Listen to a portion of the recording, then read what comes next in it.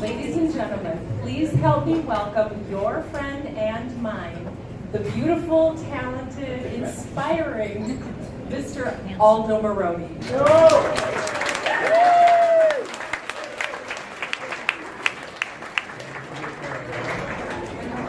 Now, Victoria is part of VIX, and they're our host tonight, so thank you very much.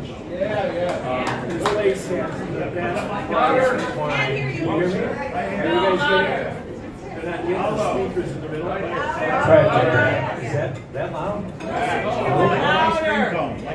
I'm scaring myself. No, I'm not doing it. You want me to do like, I don't do like motor noises and stuff? No, I'm not doing it. Not doing it. Can you guys hear it? Yeah, right? Okay. So, anyhow, VIX has got the best priced wines in the city by far, and they also cork to go, if you know what that means, which is very cool and sometimes necessary. And they also have a beautiful menu. A lot of seafood is kind of one of their specialties. A great place. So, I've been coming down here for a long, long time. And it's a great pleasure, of course, to be invited in to do this little shindig. I had a bunch of notes on exactly how the lecture would go, and I sent them over to Victoria to print. And then when I got here, she gave them to me, and I looked at them, and they were like, double-sized, so I could read them and everything like that, exactly how I had asked. And then I looked at them, and it said, now go pick up Johnny and Mike at the soccer game. And it was all the notes from the mom on where I'm supposed to be. So that's how this lecture is going to go, okay? What I'm going to be talking about tonight is some neighborhood information, some city information, and some ideas about how the art world in Minnesota came to be, what it's about, maybe where it can go. It's okay to speak back to me as I'm going along. Heckling is allowed. The first part about what I'd like everybody to do is take a minute and look at the people around you and maybe even find faces that you don't know and sort of nod and say hello. This is a Catholic thing. It's the notion of we're all together in this.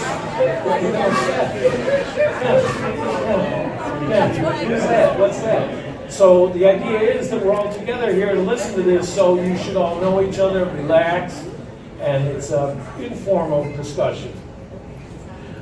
In my book, the way that I see it, the history of Minnesota art actually goes all the way back to the Hopewell period, and the Hopewell period is about 2,000 years ago, and that's the original indigenous community of Minnesota. These are people who lived along the river, and when you see the mounds in St. Paul and those kinds of things, those are the Hopewell people. And the Hopewell people were here, okay, we'll just stay with it. The Hopewell people were here in Minnesota in a very advanced culture, like down around St. Louis, because they extended all the way down into Mississippi, all the way along the whole, it's called the Mississippi culture, Mississippian culture in common. However, it goes all the way down along the river. They had very sophisticated cities. For instance, outside of St. Louis, there was a population of 50,000 people in a very sophisticated culture that was in dialogue with the middle Mesoamerica and South America, and probably all over the rest of the globe too. Because the notion that we've always been, or our sort of the high school notion of history that we got, is not what really happened. So the Hopewell Mississippian people are here first. Then come the Dakota, who are being chased by the Chippewa, who are being chased by the Voyagers. And the Voyagers, as you know, are basically Quebec, what leads into the New Orleans people. But that's what really happens here, is that people are passing through. And as they're passing through, whenever they're coming through the continent, eventually they got to run into that, which is the Mississippi River. And when they run into the Mississippi River, also big herds of animals, and all the animals that are on the flyway of the Mississippi, and all of that kind of stuff is going on. And the Mississippi River is the place where everybody's got to stop. So everybody stops to cross the river here, because when you go around the bend, the gorge starts. And the gorge is too big for a big herd of animals or to be able to transfer across the river safely. So this is the last place above the falls that you can do it for 500 miles, which is why Minnesota becomes important as a central place. Anyhow, the way that we normally in our regular conversations mark history is from Western art. And when we start off with the Western art history of Minneapolis or Minnesota, we're talking about people like Nicholas Brewer and the artists who worked for Cass Gilbert. These are people coming in about 1850 up to about 1900, traditional Western trained painters who are making what we call artwork, right? And then as far as the influence of Minnesota art outside of Minnesota goes, when I was a kid in Chicago, the first guy I ever heard of was George Morrison. George Morrison, a Native American artist from Minnesota, very important within the dialogue of fine arts, was the first one where these screens are hard to see, I know that. But anyhow, George Morrison is a very important artist in the history of art in America. Happens to be from Minnesota, but that's the first thing, I had heard of Bullwinkle and Rocky and that kind of stuff, but then I heard about George Morrison. We'll get to how I found out about him later, but when I found out about that, then I go, oh, so there's like a culture up in Minnesota and stuff going on. Now that's important because as an artist, you got to be able to study art history, so you have to understand what you're doing and why you're doing it and where you belong. And in our culture, in Western civilization, we are connected. For instance, I, as a sculptor, now in Minneapolis, creating the kind of work that I do, I'm connected through time, through my instructors back across to Giacometti or to other artists who precede them, who are sculptors in a tradition of Western art making. And then the weirdest thing about this links in the chain concept is that as I make my work, if my work influences a younger artist or someone in the future, then I gain significance. Not because I'm like the first artist, or not because I'm the last artist, not because I'm the richest artist, not because I'm the most famous artist, but because I'm a link in the chain, because I'm connected back to front, beginning to end, through my predecessors. So that's why artists study. My roots are that I came out of Chicago. Now, there's a short story that I have, and it involves a character named Dino. And Dino is a kid in Chicago whose family owns a saloon down on Rush Street. And Rush Street is a very famous nightlife place. And he kind of fancies himself to be kind of a pretty tough little kid. He's running around the city of Chicago, making trouble. But then he also, at the same time, is taking art lessons down at the Art Institute on Saturdays, secretly, because he can't tell his gang what he's doing, because that's not right.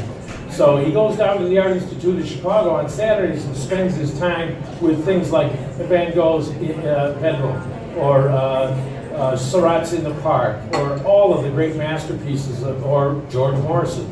All of the great masterpieces that are parts of the collection of the Art Institute of Chicago. So on Saturdays he sees that. He works in a restaurant too. Anyhow, he decides that he's going to go to art college because he's got that training and because the Vietnam War is going on. So it's a really good idea. He gets into the Minneapolis College of Art and Design, and he goes to the airport with his old man, and his old man's black Cadillac, of course, because Dad's got a Cadillac because he's a saloon kid. So they go to the airport, and the old man gives him $20 and says, whatever you're going to do with this art thing, I don't understand this, but whatever you're going to do the best you can. And remember, get them before they get you. And he walks in the airport, and then all of a sudden, the next thing he knows, he's sitting in an airplane, and he's at 30,000 feet, and he's looking out the window, and all of his buddies, and all of his family, and all of his history, and everything becomes this little miniature world. And it's the first time he's ever really been in an airplane, and he's got his nose pressed up against the window, and he's watching this world shrink, and he's watching his world go away, and then he lands in Minneapolis. He thinks he's like in the movie, what's this called, Saturday Night Live, he's that guy, and that's his version of himself.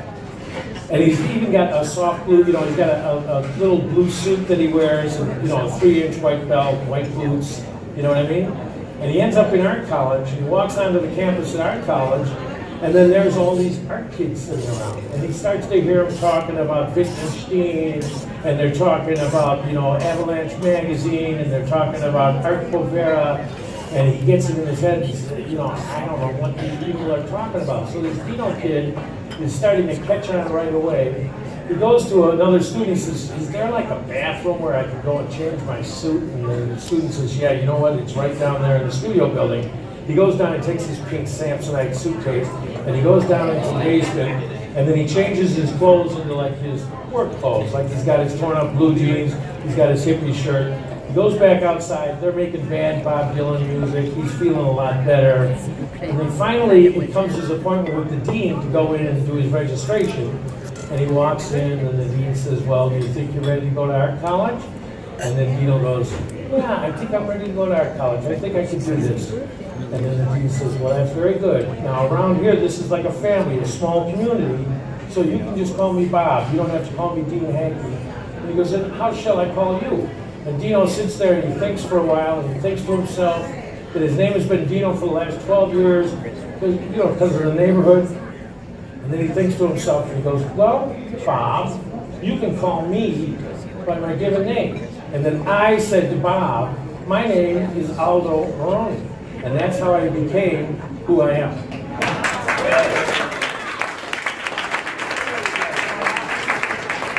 So I went to college on a Black Forest scholarship, which means I worked at the Black Forest Kitchen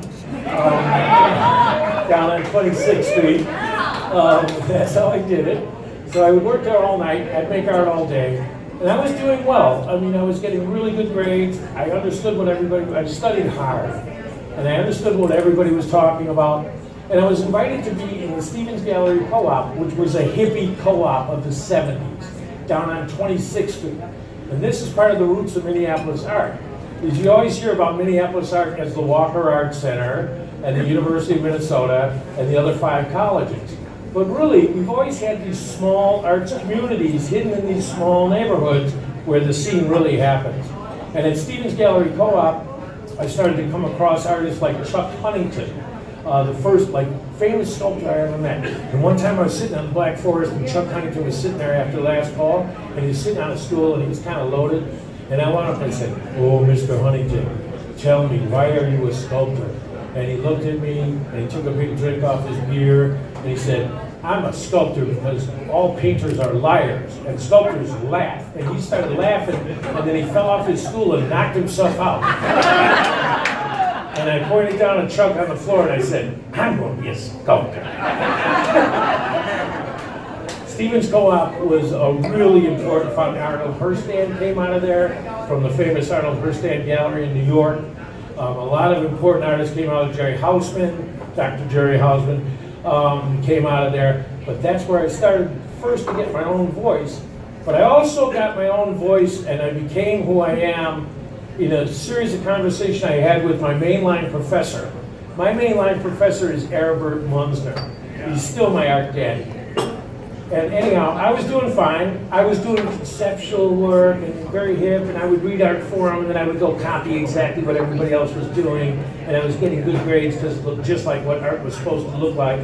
And I went into Aribert, and we had that big heart-to-heart. I said, you know, I'm not happy at all with what I'm doing, man. What should I do? And Eric said, he goes, well, what did you do when you were 4 years old? And I said, oh, I used to sit down in the basement, and I used to make these little houses. And he goes, okay, why don't you go home and make one house? So then I did, I took it back the next week, and then he said, oh, that's real cute. Now why don't you go back home and make 100 houses? And so then I did, and I bought it back, and he said, now start to tell me stories about who lives in these houses and what it's all about. And then I started to make thousands of houses, and I started to create this huge thing. It was called Erewhon. And Erewhon was an imaginary history of Western civilization that I was just making up, and I just worked out when I wasn't working at the Black Forest. That's what I did. I don't know when I slept, because I partied a lot too. You know, it was intense. But anyhow, I started making the piece called Erewhon, and then all of a sudden, other people also interspersed with Erewhon comes the idea that your voice comes from study, and it's part of your vocation as an artist. Artists are not just people who are involved in making pretty things. You've got to be thoughtful, you've got to be intentful, you have to study history, you have to be specific about what you're doing if you intend to contribute. And it's that notion that we had about links in the chain. But if you want to be a link in the chain and you want to have significance there, then you need to pass along some real information. Then you need to make some important work. Because otherwise, you're just wasting everybody's time. You know what I mean? That's not what it's about. It's about important action, tied to the past, in the present, toward the future. Anyhow, I kept on making Air One, and then the Air One had a big bunch of people who come by constantly and look at it and follow it. And one of the people who was doing that secretly was this little guy that I didn't know who he was, but it was Martin Friedman, and he was following the piece all along.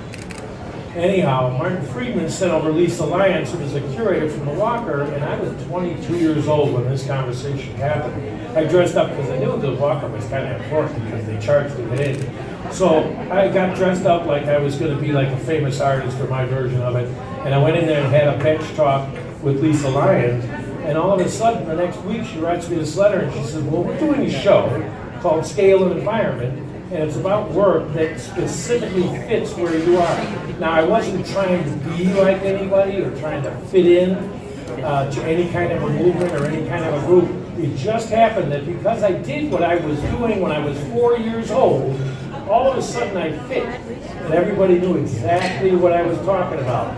Because the essence of what you should be and what you're doing, you knew when you were 4 years old. Anyhow, the Walker gave me the invitation to a show. I built a huge piece called Pentalandia. They paid me about $12.50, and I thought I was richer than God. And I got a studio in a building that would eventually become the new French Bar. And the Walker has owned this piece for 40 years now.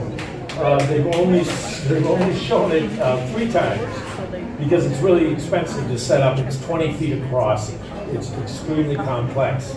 But it's an imaginary civilization. It's exactly what my natural story is. An imaginary civilization about an imaginary time and place where I write in coded information about me or about you or about us or about the history of the world or whatever I want to talk about. It becomes my natural language.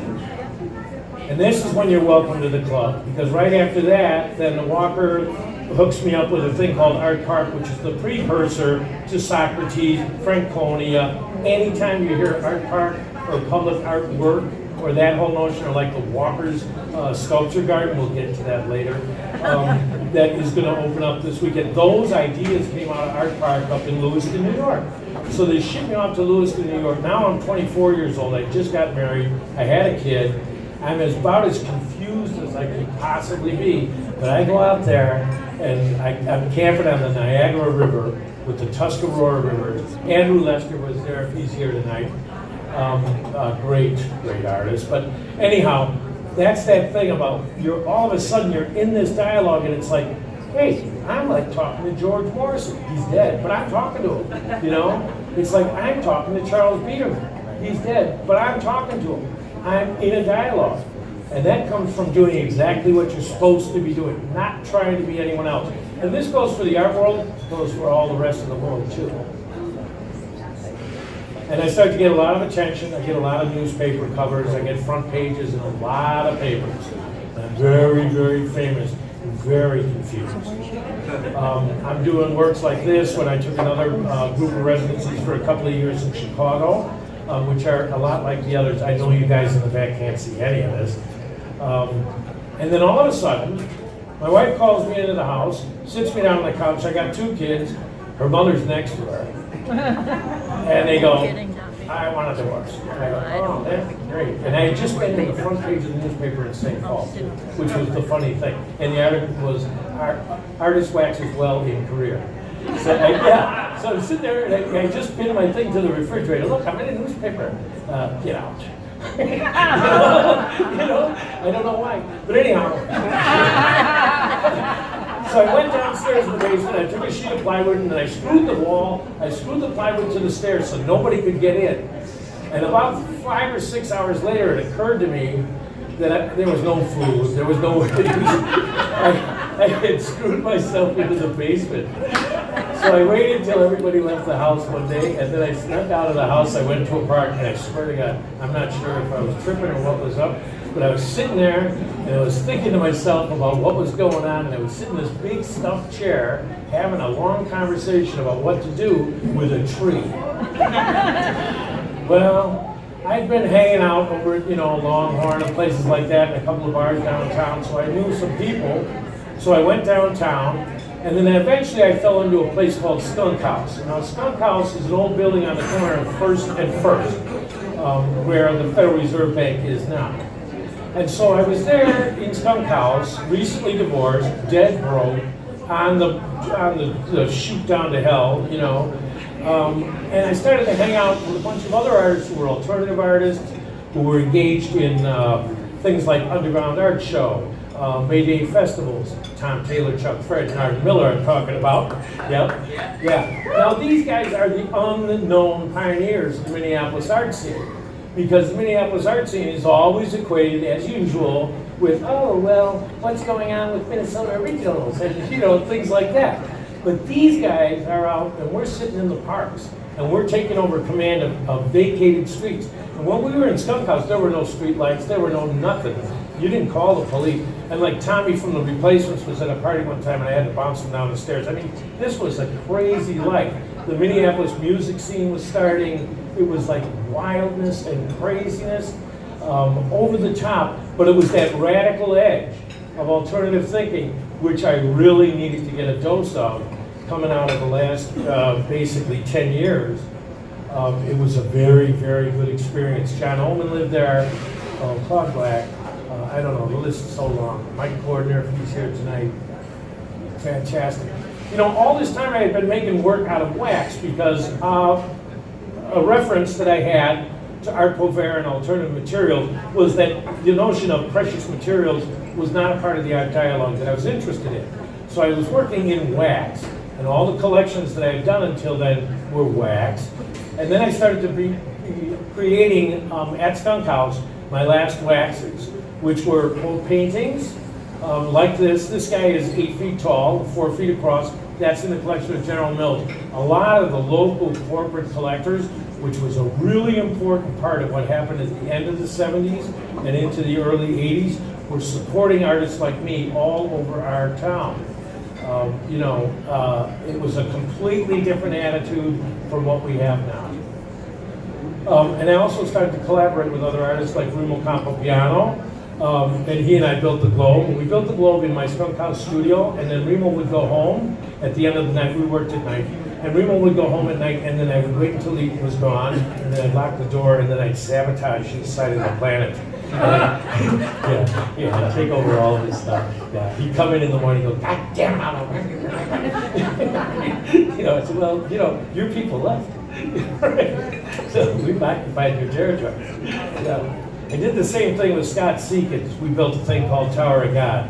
Except Scott, we worked all night long, and then in the morning, he'd take like 4 hours to get his vanity on. It was like, oh my God, he's got to draw the money. I'm sitting there, I'm starving, man. Because, he doesn't wear the black and white suit when he's making real art. When he's making real art, he's down to business. He's a very great artist. He gets serious. But when he gets out in public, it's like, it's showtime, and it's got to be exact. So I starved to death. But anyhow, and I was also spending almost every night at 11 o'clock at night, I would go to the New French bar, and the New French, was kind of a headquarters for a community of us of 300 people, all on that side of the river. Now there was some activity over on this side of the river at the same period, but not a lot. It was really interesting. This place that we are now, in these buildings that are rehab, all basically 1880 and up. Ted, am I correct? 1880? Ted's, Penny, my historian, 1880 and up. So these buildings had fallen into disrepair and were abandoned in the 70s. So they became kind of prime things for like the Third Street sculptors who lived under the bridge. Other people who were pirating space in the A mill and buildings like that. Across the river they were doing it too. And we were doing it up in the warehouse district. So we go in these trashed out places, empty them out of all the garbage, start over, make studios. One of the guys that was down here, Peter Hall, was an architect, but this is architecture out of the 70s, so it's different. He was the kind of architect, he had like the Whole Foods catalog, stuff like that. So it's very hippy-dippy. He was living in the Prochna when he remodeled the Prochna. And the coolest thing is that I'm still in touch with him. You know, I just saw him 2 days ago. He's the guy who, with, you know, tooth and nail and blood, built the street. You know, that's the real true story of it. It's not about, you know, the Zell family eventually comes in and contributes, what, $500 billion or something? And then, yeah, that goes belly up. But anyhow, there was a lot of big money thrown at it later. But it's the hippie, pioneer people who come in radical and occupy the space and make it see, you know, and they're unnoticed, you know. Anyhow, we used to drink down at New French. Gus was the mayor of the New French side. Victoria's always been the mayor on this side, in my book. But, you know, it was like, that's where we hung out, that's where we exchanged information. And it was both, it was not even both, it was all. It was the Minneapolis visual arts culture, it was a literary culture, it was a theater culture, it was a music culture, it was a dance culture, it was an alternative culture, and it was exploding all around us. And like, Minneapolis never intended to be hip. It was not like written in a script, how can we be cool? That was not it. You know, what we need is to get funded so that we can be cool. That's not what happened. It just happened autonomously. Just this 300 people on our side in our little village. Also, the MAEP, which is part of the MIA, which is the Art Institute, gave us, the artists of the state of Minnesota, at that time 500 of us in the group, they gave us access to MAEP Gallery, to our own gallery. This was a radical, radical shift in the way that museums treat their hometown artists. So the MAEP was invented by Stuart Turnquist and other people, and they came in and they invented it again from the ground up with alternative ideas about artists should curate their own show. Artists should decide what the content of the show is. You know, it was a really, really radical thing from everything else that we saw going around us. About this same time, I moved out of the skunk house for romantic reasons. And I ended up over at Walensky Arts. And Walensky Arts, it's a long story how that all starts. But Walensky Arts was an alternative space up on the north side that served a community of, we had more than 3,000 artists came through. I was the chief janitor at Walensky. We had artists coming through, but I was also working on a project at that time which was called Gloria Civita. But before I got to Gloria Civita, I was doing Gloria Ines Urbs. And you know, in Latin, the word urbs is city of brick. And in Latin, the word civita is city of people, community. Because community is what makes society. And what makes cities is, yeah, the bricks are pretty and they're important, and sitting in here is cool, but it's the people that count. Those are the stories. So after I started to play with clay in Gloria Ines Urbs, I started to work on the piece called Gloria Civita. And Gloria Civita was the history of Rome from the very beginning, Etruscan, 753 BC, all the way up until I got extremely confused and ended it.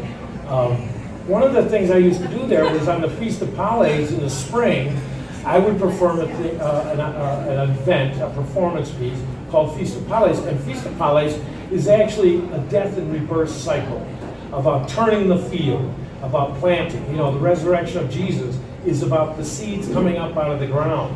It's taken from the notions behind these ancient cultural rituals of turning life, that it's got to die in order for it to continue. So this becomes a really important part of my personal dialogue and my personal vision over a long period of time. But it really starts in earnest with Gloria Civita, which was performed over the course of 8 years, where I created and destroyed Roman, you know, history up through its rough, sort of gangly beginnings into the Republican Rome, into Imperial Rome, into late Rome, into the collapse, into about 1450.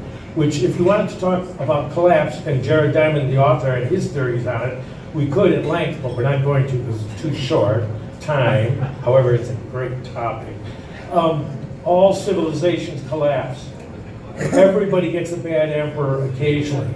You happen to have one. Sorry, kids.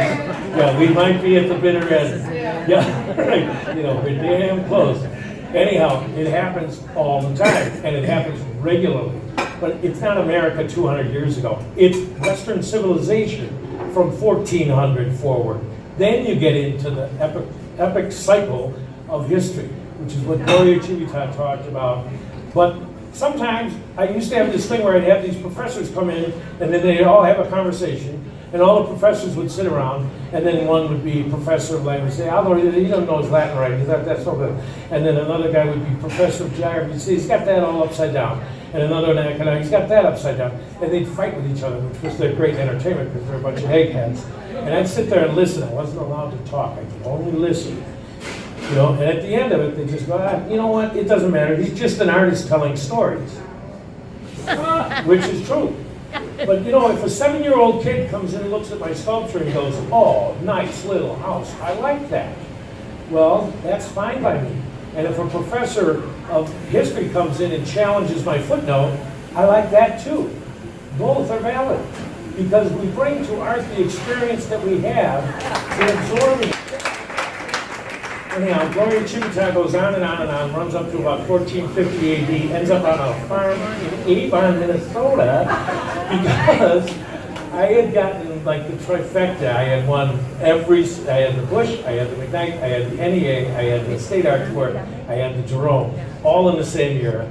So I ran away from Walensky, and then I took Gloria out to a farm, which was actually close to St. John's and the Benedictine monks, so I had quite an intellectual community.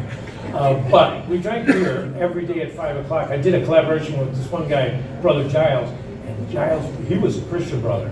They're crazy. Anyhow, every day at 5 o'clock, Giles would go, you know, Aldo, it's 5 o'clock. It's happy hour. And that means, you know, you got to stop. And this guy had like 500 PhDs. He was the smartest guy you've ever met. And he'd sit around the fire and we'd drink beer all night. And he'd tell me stuff. You know what I mean? He would tell me stuff. It was amazing. And then we go back and we made a sculpture called Scary John the Baptist, which is in the basement of Our Lady of the Lord's Church. Back to the beginning. After all of that, I started to study and make work again that had to do with my original idea, which is what did you do when you were 4 years old? So I went out with Jane Kirby and I went out to the Black Hills. We stole a bunch of rocks, which she was all scared about, chicken. You remember? You were scared. I thought that we might have to pay if we got the hospital. It was bad. Jane is the most radical person on the planet. But anyhow. We did not get caught. But we stole a bunch of rocks, threw them in the trunk, bought them back, and then I made them into cityscapes of, you know, you can't get there from here, impossible cityscapes. And then I had a second chance where I fell in love and I got married and I had a second family, and all of a sudden things changed again. And then I also scored a house in beautiful northeast Minneapolis. Yeah, and it was ideal little house. It was sweet. And I had a little garden in the yard, and the kids were all happy. And I was in Northeast. And at that time, our community, Dougie, this is like, I don't know, what year this night, heading into the 90s. Are we 300, 500 people here? Yeah, something like that. And it's starting to happen. Art World gets invented during that period by Dougie and some other folks. I witnessed all of that.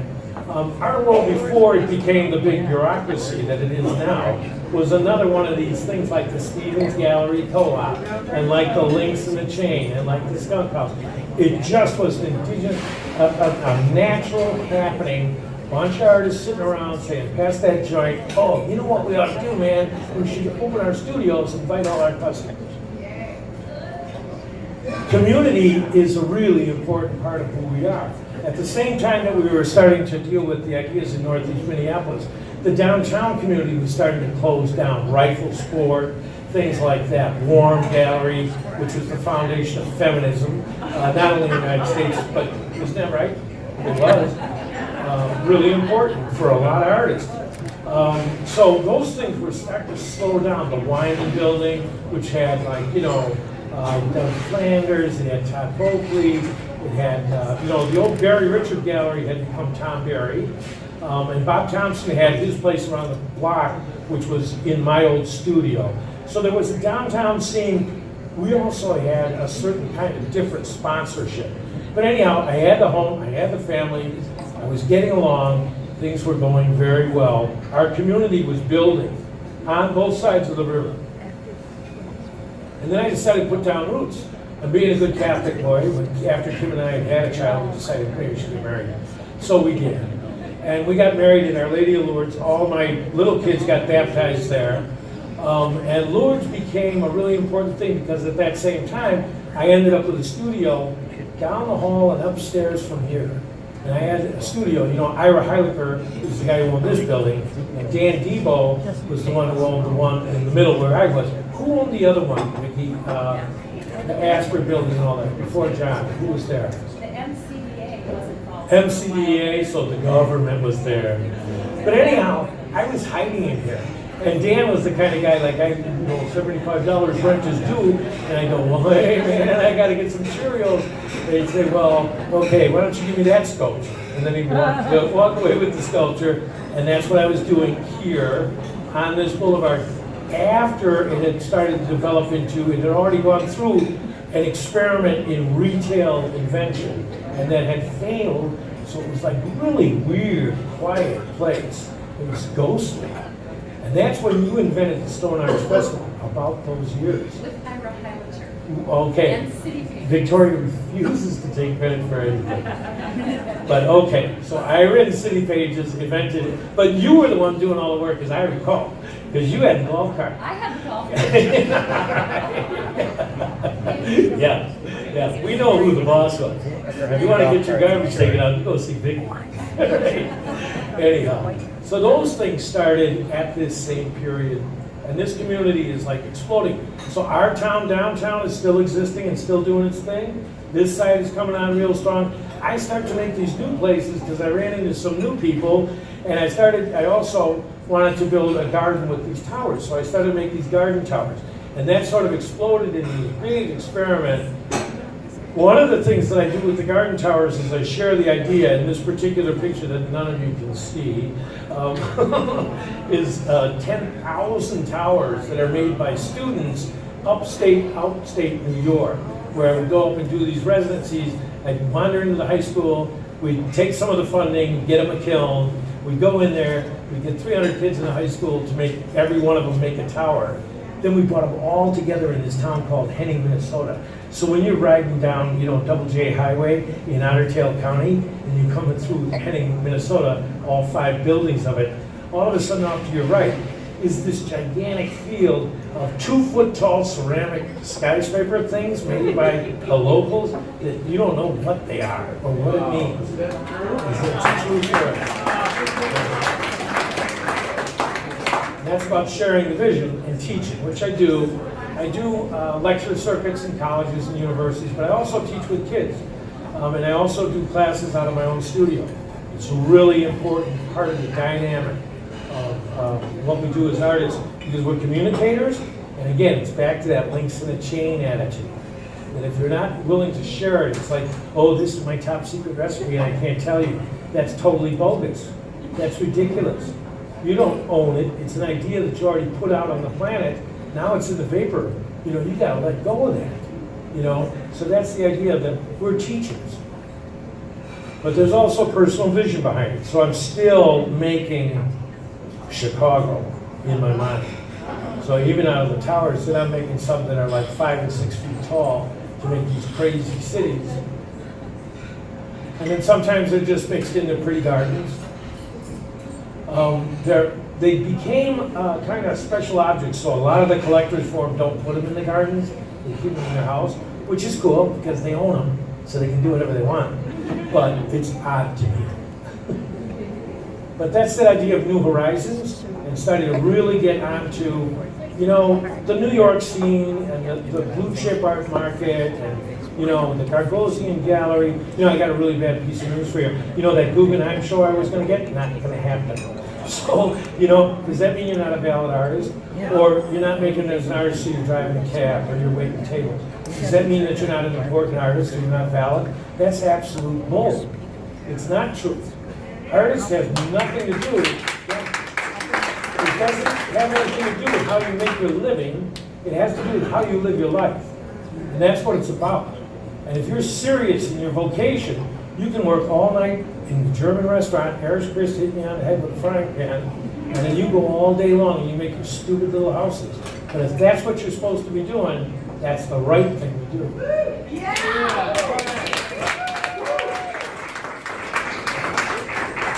So the Main Street Studio, this one, in these buildings, where we are right now, was a really important part and a transitional part of everything that I was doing.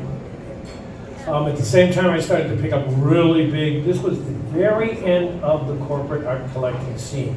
When I started to pick up big ones, like the Federal Reserve Bank commissioned me to do a piece, and then I walked in, thank you very much. Like what year? They are 1997. God, Jennifer, that's good. Yeah. Did you work on it? Did you work on it, though? I helped you load those suckers into the van. Do you suppose you want your money now? I just enjoyed the show. Good, because there's no money.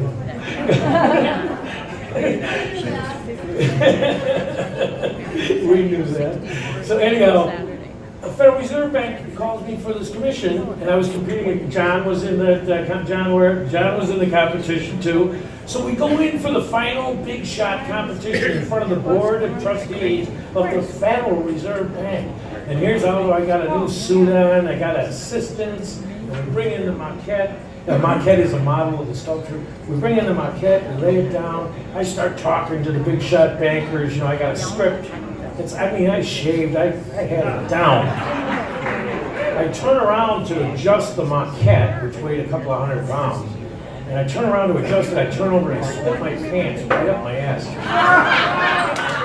They all started laughing. And they all started laughing at me, and then I started laughing. I said, look, man, I got to give it up here. Here's what's going on. You guys are building your new bank on my block, because the bank is on the block behind the skunk house. And then I started to explain to them why they chose their location. They chose their location because that's the natural place to build the castle. Because it's this river, this place. Because at the Falls of St. Anthony is not only important to the city and to the area that we're in, but it's important to the entire nation and the world.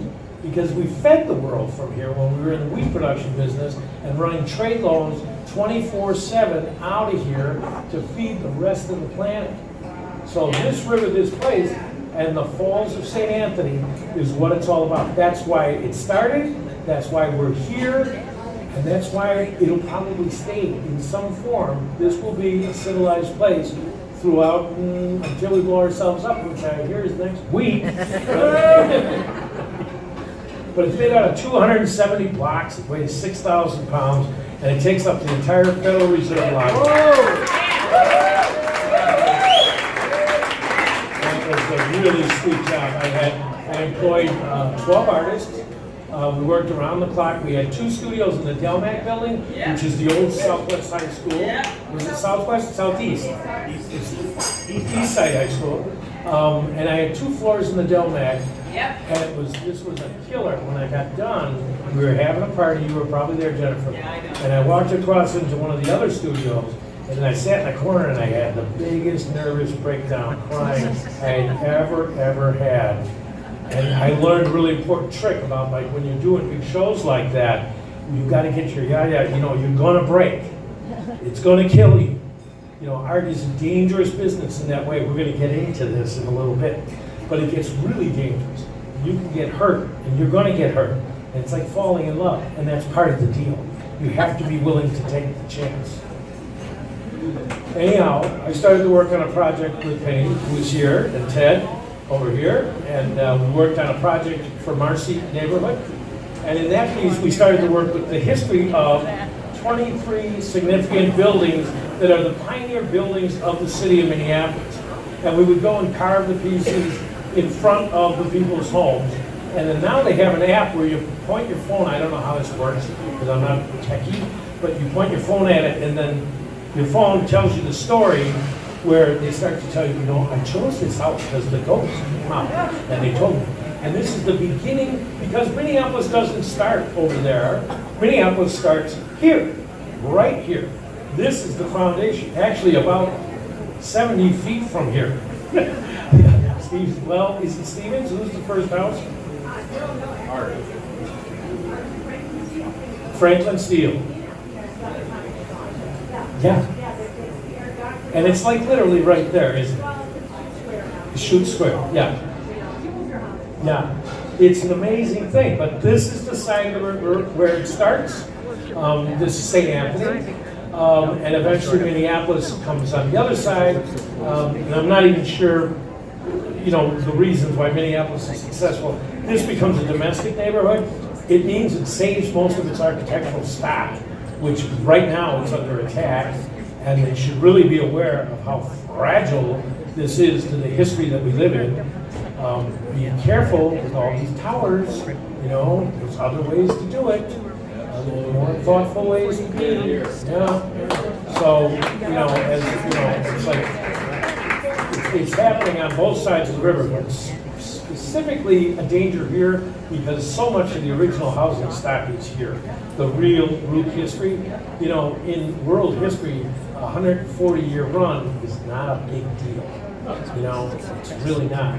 So we might want to hold on to a couple of these things, but you know, it's really important. Anyhow, it's a narrative on public art too. It's narrative art in meaning that it tells stories. Because I'm engaged in the idea of making objects, plastic arts we call that, which doesn't mean plastics only, although I do a lot of cast plastics. But it's things, objects, three-dimensional, two-dimensional objects. But also there's performance art, there's public art, there's narrative art, and then all of those things are tied together, hidden underneath my funky little buildings, and all the stuff that I'm doing while I'm working on that stuff are all of these larger aesthetic concepts that underpin the history of Western civilization, which are things that I've learned from historians and from artists who come before me and inform me, and now I'm telling you. And there is a significant message for you about how we belong, and that these art forms, new art forms especially, they come from a specific rhyme and reason. You know, they're not just something like, why do you do performance art? Well, because it makes me so happy. That's the wrong answer. You know, wrong answer. You know, you do it because of action art, because of abstract painting. But I'm not going to get into that, although I could. You belong to a community too, and I've been lucky that my community likes me back. So I even get my name on the wall.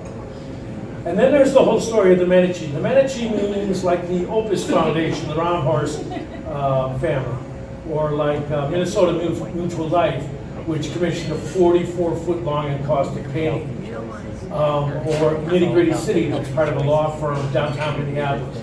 There are 45 of these all over the city, all over the country, and it's like bread and butter for artists.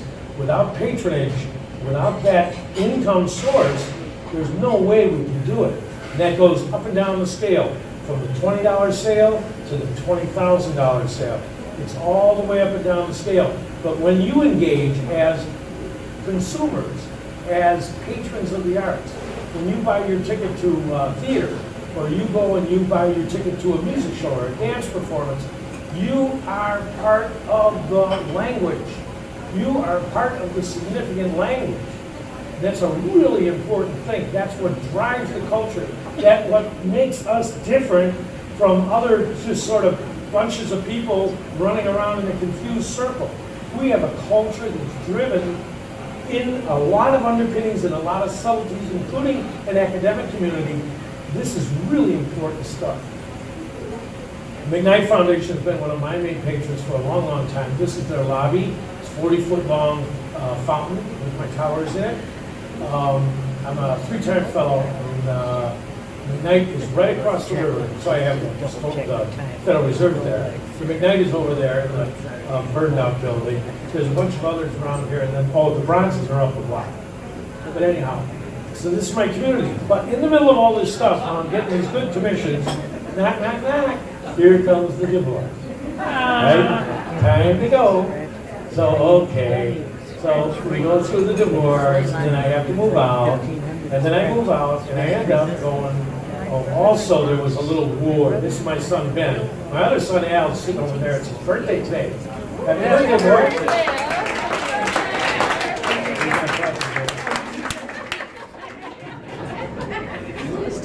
Benny ends up in Iraq in the green zone.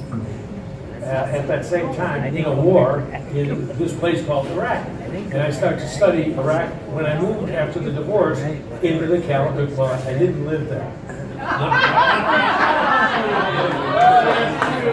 No one lives in the California. I work a lot. I don't live there. I have a mailbox. Anyhow, war becomes an issue. And I feel like I have to address this thing that's going on in this place called Iraq. I don't know what Iraq means. I don't know what it is.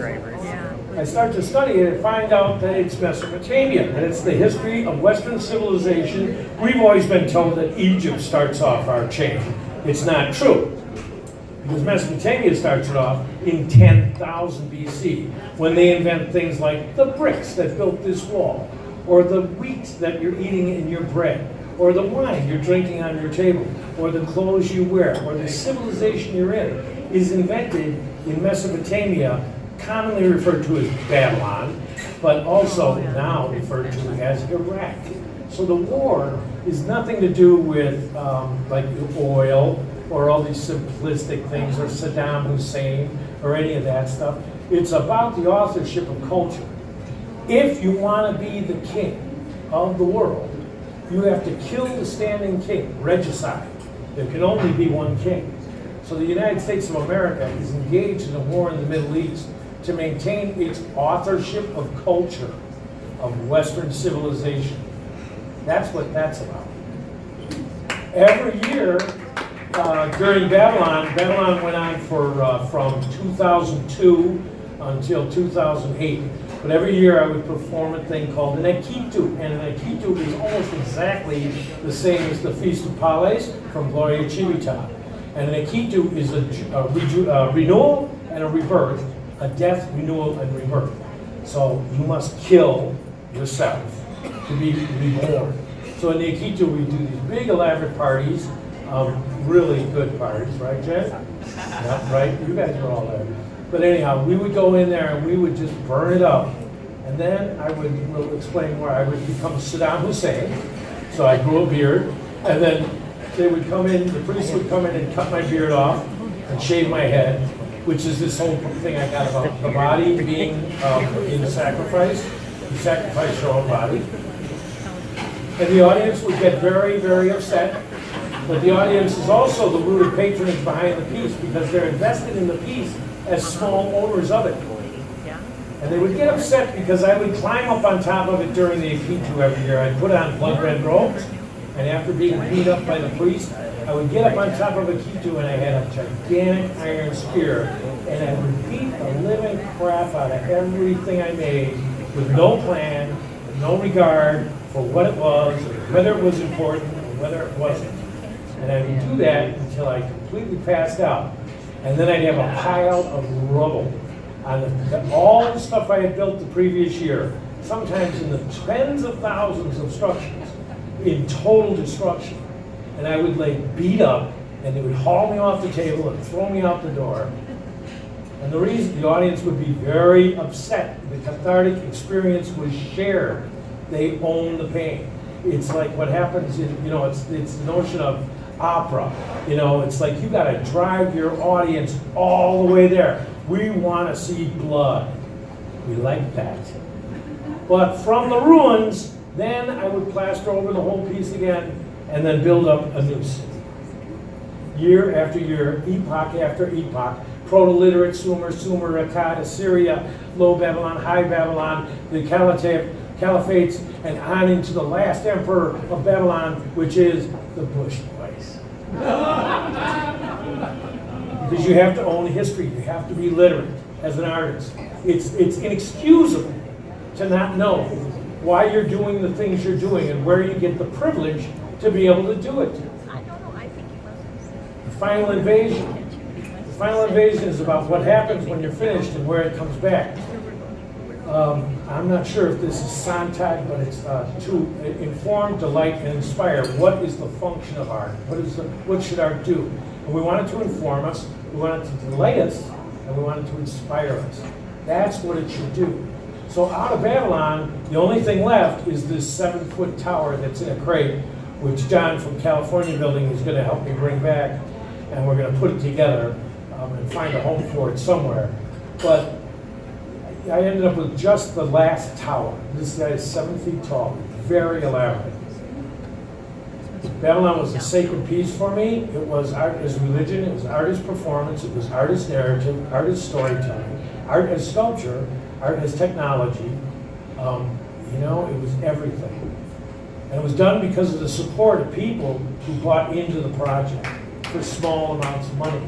A lot of them makes the difference. Creation, destruction, and creation. So that concept became really important in a lot of later work. However, at the same time, a conversation starts to come to the table here in our town about gentrification. This is an article in Twin Cities Business Monthly about Northeast, the development of Northeast, where they called me the harbinger of gentrification, which I guess means wherever I go, it's over.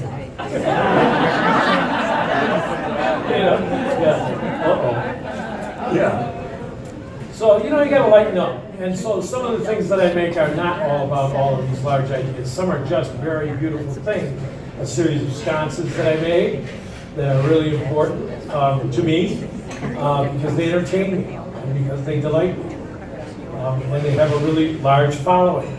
They also exercise a certain level of skill where I'm able to make large ceramics with detail and control and color, all the things that I like, the essential elements of thing making. But after Babylon was finished, I decided to run away, and I ran away to LA, where I have a friend in Hollywood who lives in a really groovy place. And I went out there for about a year and tried to do it. I also bounced around in Florida a little bit. I had this notion, I have to get out of here because I'm too provincial. It's not good. You got to get out in the world. So I wanted to try and stretch out. It was a beautiful experience, but it didn't work out. And for me to get a life, I had to come back home. I had to be here because this is the place where my bones will be. This is the place where I belong. So I came back home. But I still maintain my art dreams.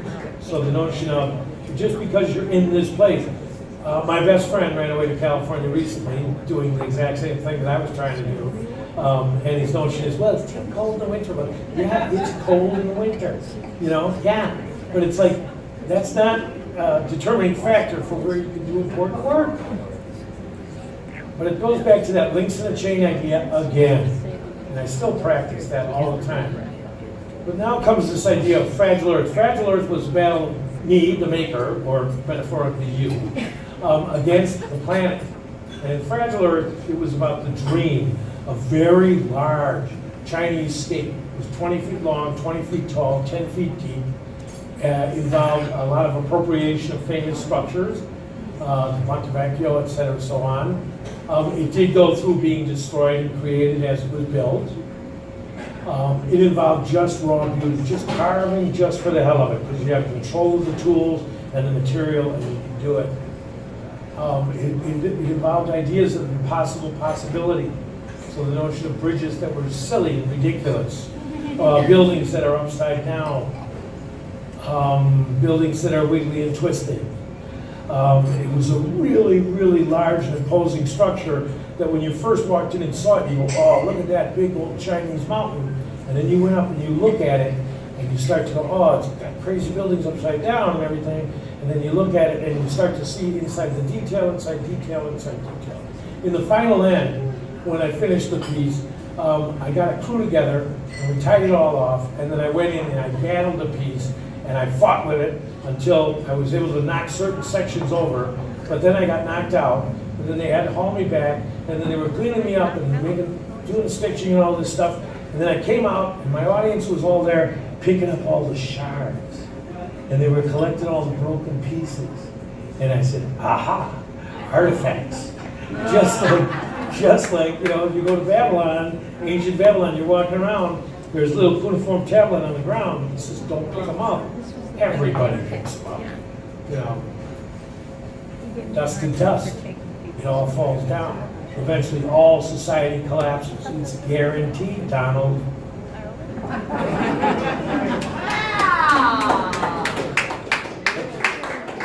There's also a part about this stuff that's like Zoroastrianism. It's about just the pure joy of labor, of making stuff. Now, the last couple of days, I must admit, I've been taking care of my boys, working on this lecture, getting my daughter graduated from law school. I've been really busy, but I haven't been able to make clay, and that bums me out. I'm really, really feeling it. I'm glad we're having this drink, and then I got to go back to work. It's nuts.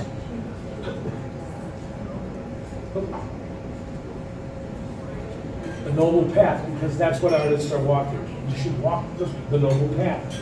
Get serious with yourself. Be real. Make an effort. Take a chance. Get hurt. Fragile art floats on the clouds. It lives in the clouds. It lives in my imagination. I love Fragile art probably more than any other. It was a really pretty piece. It was a really beautiful experience.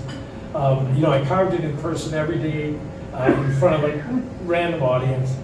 It was gorgeous. The interactions were fantastic. Anyhow, eventually, I found my own home again after the divorce and after hiding out for 11 years. One day I was sitting down in the basement of the California building and staring at all my pile of junk, and I go, you know, remember when you got divorced, you were just going to crash on the couch for a day? And it's 11 years later. Maybe you should like make yourself a home. You know? So anyhow, at the same time, the A-mill started coming up. And I was looking at the A-mill, and it was like big time corporate America, and it scared the hell out of me because, you know, I'm not a reliable person in any sense. But I said, you know, and I talked with some friends, and they said, you know, go for it. Take the risk. Do it. So I moved in there, and it's like this view. And it's like the view of the place that I've studied and that I love. It's the view of my home. So I feel very much like this is exactly where I belong. And I'm not here for any other reason than this is my home. This is the farm, out the front window. And then I bought the outside, inside, started to line up all my towers. And then I looked right at Leroy Buffington's 1881, the original Pillsbury A-mill. I looked right out my window at it. And he's my hero, one of the great art heroes. I got a lot of art heroes, but he's one of them. Because Leroy Buffington, he built that building, and then it started to fall apart. 5 years later, Charles Pillsbury called him up, said, let him call him, probably won't. And he said, hey, the building is starting to warp and get weird, and you better figure out something to put inside this building to hold it together. So he did this steel endoskeletal structure, which was the foundation of what he called cloud scrapers, a way to build tall buildings, same time Otis is making the elevator. So now, yeah, and he invents this idea and he patents it called cloud scrapers. Well, then all of a sudden, buddies of his like Cass Gilbert and other criminals are out in New York and they're building the Woolworth building and they're not sending any royalty checks to Leroy. Well, this never happens. And Leroy ends up being an old, burned-out architect, bitter artist, you know, and he's broken and sad. And they build the Dane Tower. They give him a check for $3,850, his first royalty of his whole life. And that's the way Leroy did. He's my hero. And I look at him every morning while I'm eating my Cheerios. I go, it's okay, right, Leroy? It's okay. And then Symbol. There's parts of like in my sconces where I make an A-mill sconce because it's symbolic to me. Art has symbolic meaning. In my art and soul and craft, it's that notion of working all by yourself. The last big piece that I was working on was the Sins of Vanity. Really too bad the screen was so bad. Sins of Vanity, Trumptopia. And this, Trumptopia was a piece that was built at Chindayan Cafe. And the idea behind it was that Donald Trump's world. So I had like Donald Trump's White House, and then I had the Brick Power. They became Montauk University, and then I had like a secret passageway bridge so they could tell each other secrets at night. And they had all these different crazy. What's her name? Ivanka had her own jewelry store. She's lovely, lovely world for them because all of their places were built I started off with a rough landscape, and then they built their towers, tell the truth. And we built community. So the community is actually, the indigenous community are all the little people, all the people who live in the little ramshackle houses at the bottom of the hill. And then behind the big wall, the great wall, the best wall ever, is where Donald and all of his pals live. And they live in their wiggly skyscrapers. Well, the haves and the have-nots have occupied this world. And the haves are like overbearing upon the have-nots. But everybody's breaching the wall because somebody's got to cut the grass. God knows the people who live on the other side of the wall aren't. Security is a very precarious notion. Well, yeah, because when you build these walls, the question is, who's going to be included behind the wall? You know, who gets to live in this glistening white city on the hill? You know, it's our house. We own the house. We have to somehow take a hold of it again. Art speaks, and politics and art is okay. We get to have an opinion. What story should we tell? You know, you have a choice, you have an opinion. Do you want to tell stories about trivial nothingness? Or do you want to tell stories that are important and that count, that teach, that change the world, that make it a better place? I choose the latter.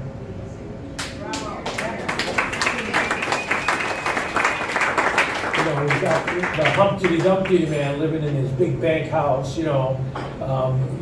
this whole story was told in another art form, which is children's stories and rhymes. Humpty Dumpty sat on a wall, blah, blah, get it?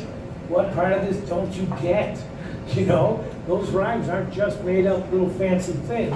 It's the truth. And we knew it when we were 4 years old.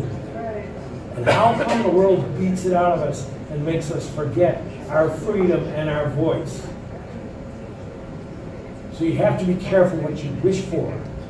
You know, that double wide that you're going to be living in. You know, that nice Chrysler car, you know, that you're going to work 3 jobs to pay for. Is that what it's all about? All of my work has to do with detail, inside detail, inside detail. Idea, inside idea, inside idea. Whatever level you can come to it, however you can perceive it, that's great. I applaud that. I want that. But it may mean more than you simply judge it to be. Trumptopia, of course, is eventually destroyed. Yes. And it was destroyed in a lovely ceremony where my friend Brad came out and he was Donald Trump. And I'm trying to be that clip art guy, but it doesn't really character. But anyhow, we destroyed it and then took the shards, and then some folks bought them at an auction that we had, because it's all about the money, right? So anyhow, we destroyed it and then auctioned off parts, and that was the end of Trumptopia. And the next day I sat there and I thought about that one for a while, and I thought about, what am I going to do about my anger and all of our anger? How are we going to deal with this? We have to come to peace somehow. We have to find a way to bring things back together. And then the Pope said, he said, don't be building walls. He said, build bridges.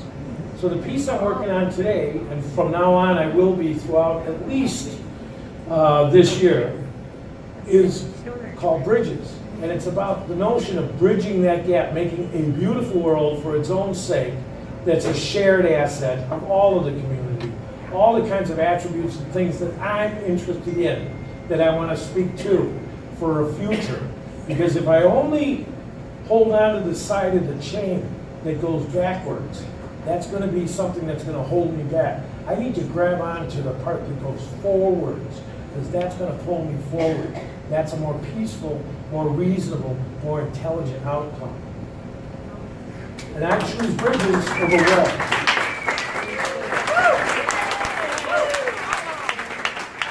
Okay, so now here comes the hard part, because to be able to do that, to be able to build these bridges, I'm going to have to make it happen and finance it myself, but I can't do that because I don't have any money. So I'm going to ask you, everybody in this room, and everybody you know, and I'm going to keep on talking this way for a long, long time, so get over it. I'm asking you to kick in and to support this project. If you do, you're going to get a nifty little handmade preacher's pin, not available at any Target. Now, and for that, if you make a $50 donation to the project, you get this cool little pin. It's not made out of ceramic, it's made out of Bondo, because ceramic breaks. And Bondo's a much better material. So you can even put it through the washer. I guarantee this product. You know, I will give you information, okay? But, I guarantee it. Yeah, I guarantee it. So anyhow, the donation, the pin is a gift, but the donation finances the piece. And I need to finance this work into the future. Now, you can either do that, or you can go up a level to the $200 level, where you get a bridge. You get a bridge about that big, yeah. So those are for the $200. And then there's going to be a book that's going to come out about it at the end. And then any patrons above the 200 level are going to be getting all three of those gifts for their donation. But anyhow, the point is that I'm asking for donation because I need you. I'm asking for a sale. When I finish, Amy, the red-haired lady here, will be up here, and she can write you up, put you in the book. You don't have to pay for it all right now. We can work through it. For folks on the hush hush and the secret who are too poor to take part in it, talk to me. I know all about that. We'll work that out. So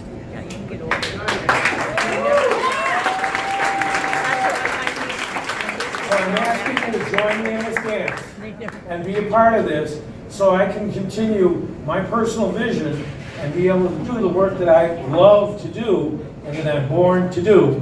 And that really is a great joy because I belong here. I belong in this community. I'm with you. And that's a really wonderful thing. That's what it's about. So thank you very, very much. Thanks so much. Yeah, lovely. And thanks everybody for taking the time to come out. Okay?